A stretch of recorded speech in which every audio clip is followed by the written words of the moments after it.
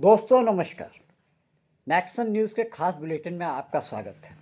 दोस्तों आज गणतंत्र दिवस है और सबसे पहले मैं सभी दर्शकों को अपने गणतंत्र दिवस की बधाइयाँ देता हूँ। दोस्तों उसके बाद जो मैं बात कर रहा हूँ वो आज देश की राजनीति में एक उथल पुथल मचाने वाली बात सामने आई है। देश में राजनीति में ये देखा गया है कि राजनीतिक पार्टियां एक दूसरे के साथ आती हैं और चली जाती हैं और दूसरे के साथ अपना गठजोड़ बना लेती हैं।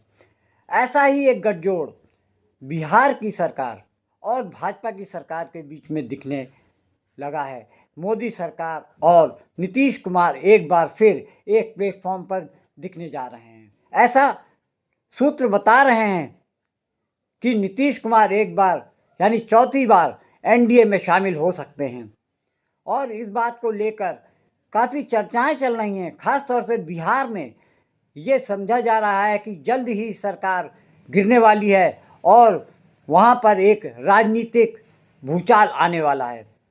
दोस्तों एक दिन पहले ममता बनर्जी ने इंडिया गठबंधन से दूरी बनाने के संकेत दे दिए थे, जबकि दोस्तों सबसे बड़ी बात यह है कि ममता बनर्जी इंडिया गठबंधन में एक मुख्य घटक के रूप में जानी जा रही थी। उन्होंने बहुत ही तीखे अंदाज में मोदी सरकार की काफ़ी आलोचना भी की थी। दोस्तों जिस तरीके से ममता बनर्जी ने इंडिया गठबंधन को अंगूठा दिखा के ये साबित कर दिया है कि अब इंडिया गठबंधन की जो आत्मा है वो एकदम मरने वाली है।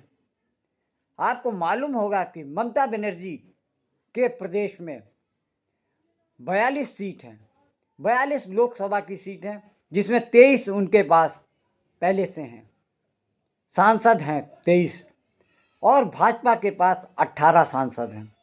शेष 2 सीटों पर कांग्रेस की जीत हुई थी।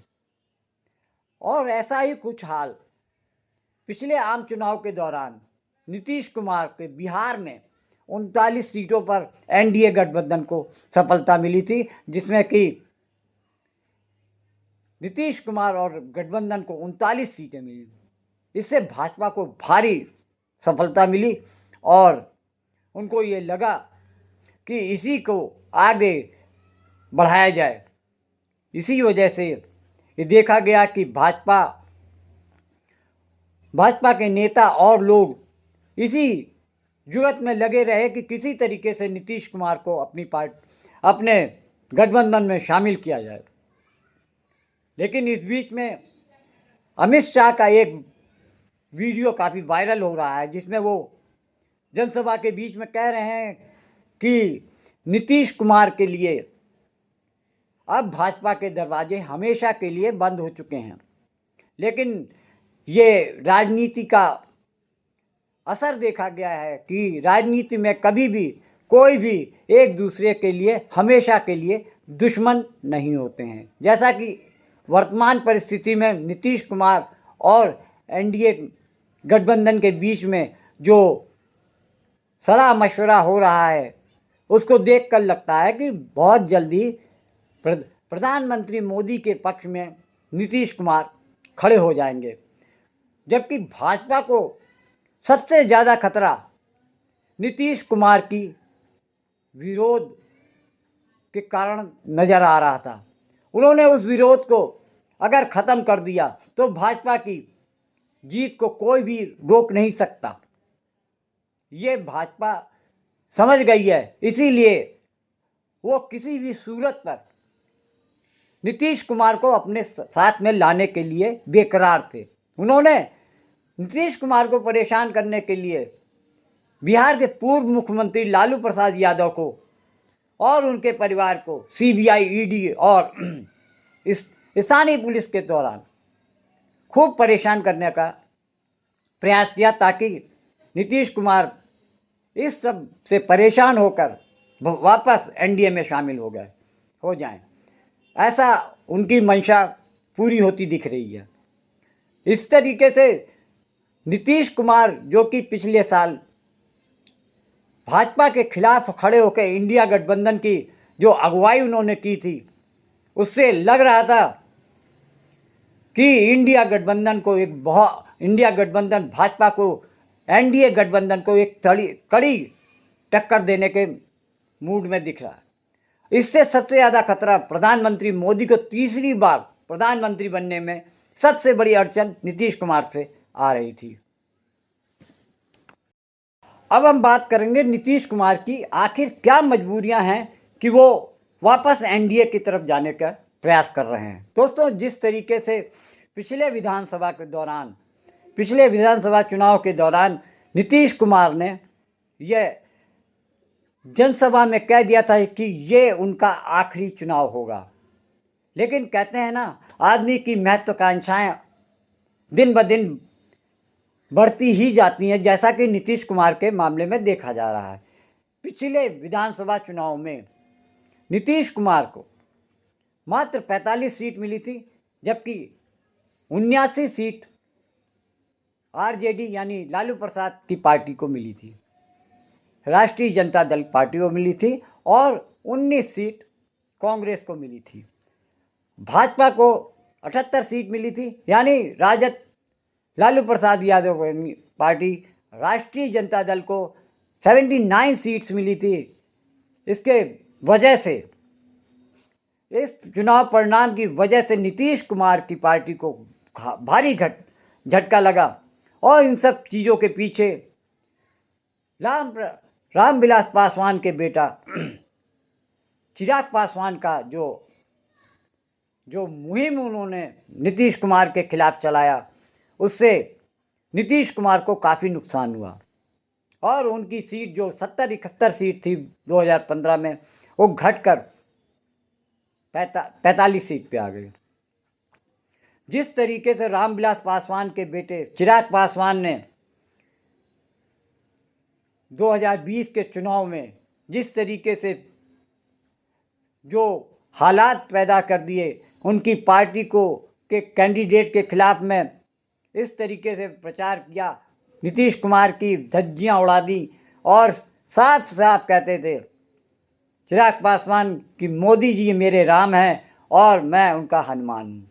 दोस्तों, जिस तरीके से मोदी जी के बारे में वो कसीदे पढ़ते थे, उससे लग रहा था कि कहीं ना कहीं प्रधानमंत्री मोदी का हाथ उनके सिर पर है, जबकि आमतौर पे ये कहा जा रहा था कि रामविलास पासवान की पार्टी बिहार में, उनका एनडीए से कोई मतलब नहीं।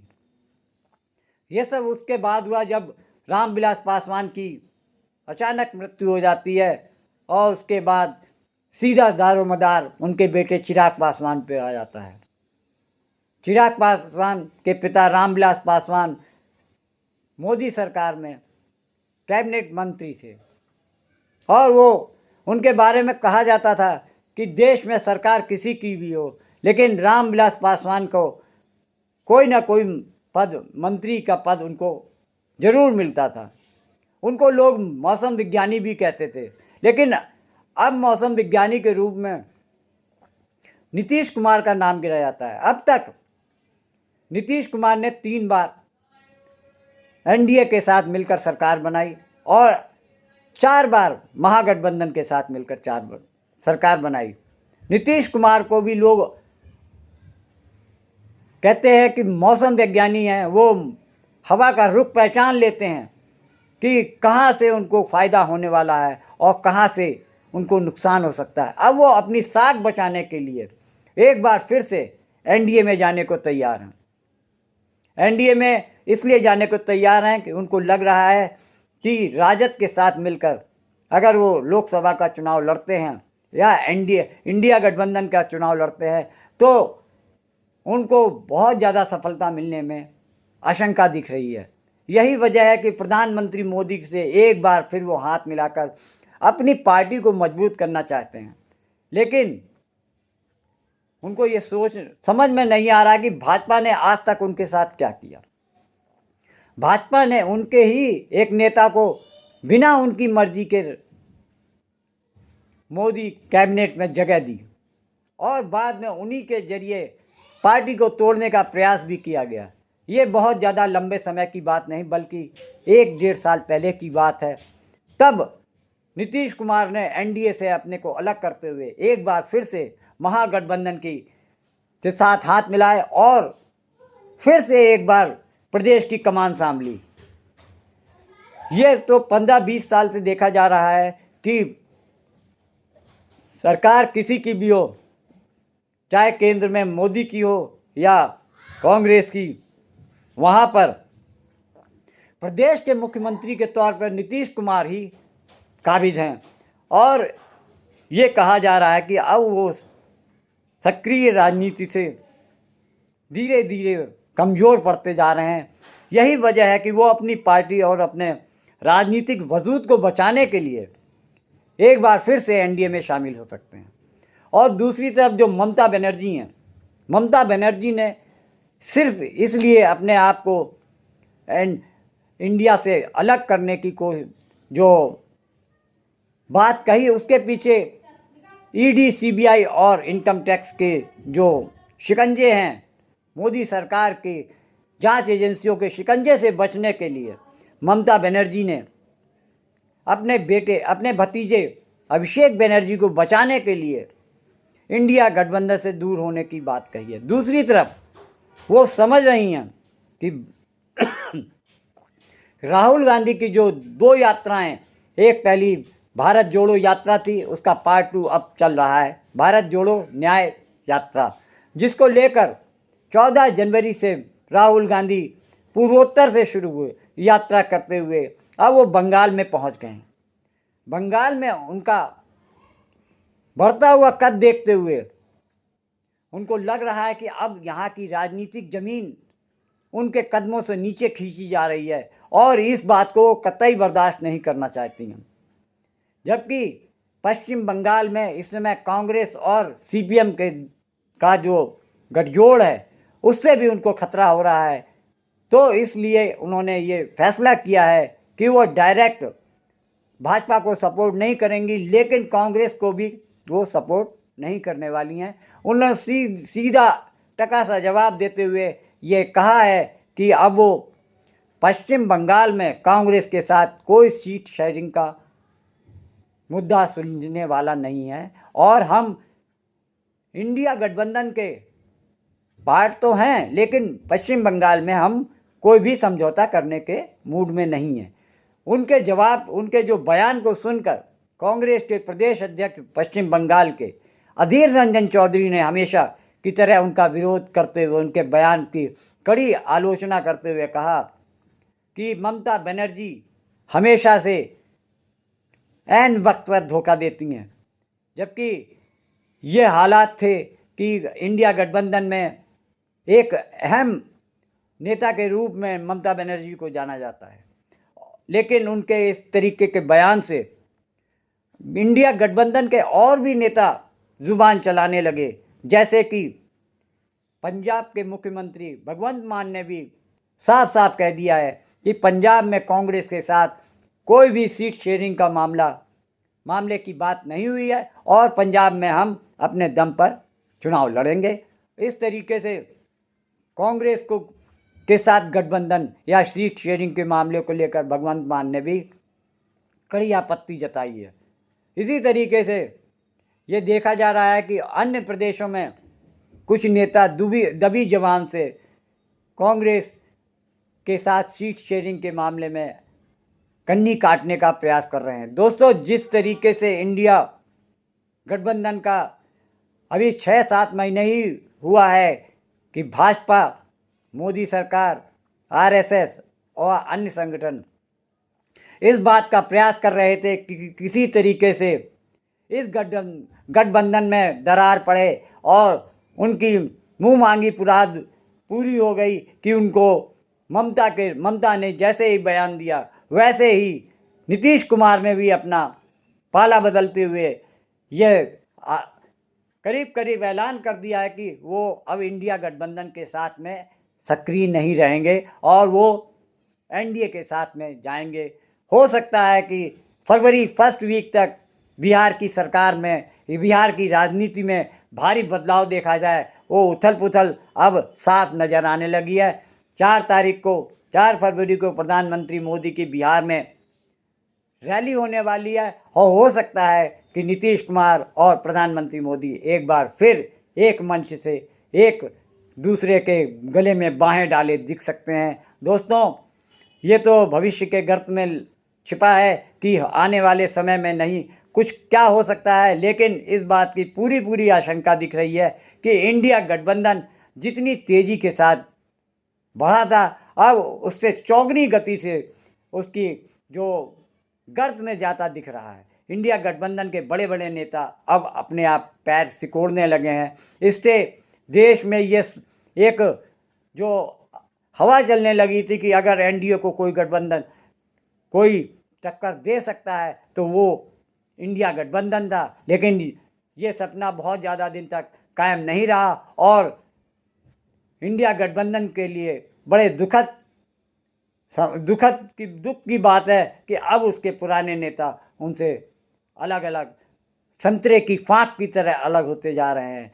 इससे ये बात इंडिया गठबंधन के लिए काफ़ी सोचनीय है कि कहाँ वो मोदी को टक्कर देने वाले थे और कहाँ अब उनके ही गठबंधन के एक बड़े बड़े नेता अब गठबंधन से दूरी बनाते जा रहे हैं। दोस्तों, आज के वीडियो में इतना ही। आप अगर निष्पक्ष पत्रकारिता और देश हित की बात जानना चाहते हैं या उनके वीडियो देखना चाहते हैं तो मेरे YouTube चैनल नेक्सन न्यूज़ को सब्सक्राइब करिए, शेयर कीजिए और दूसरे लोगों को तक इसको देखने के लिए प्रोत्साहित कीजिए। आपका ये सहयोग मेरे लिए काफ़ी अहमियत रखेगा। नमस्कार।